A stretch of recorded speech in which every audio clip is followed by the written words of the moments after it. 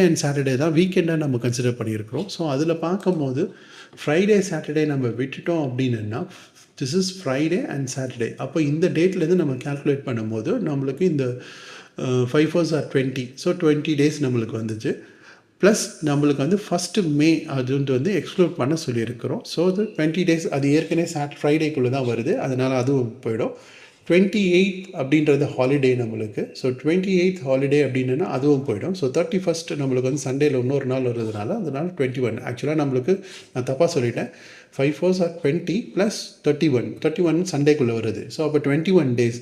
அப்போ 28 நம்மளுக்கு எக்ஸ்க்ளூட் பண்ணிடுறோம். அதனால் நம்மளுக்கு என்ன வருதுன்னா 20 டேஸ் நம்மளுக்கு வருது. கிளியராக உங்களுக்கு? ஸோ இதுதான் வந்து பார்த்திங்கன்னா வீக்கெண்ட் பேஸ் பண்ணி நம்ம பண்ணலாம்.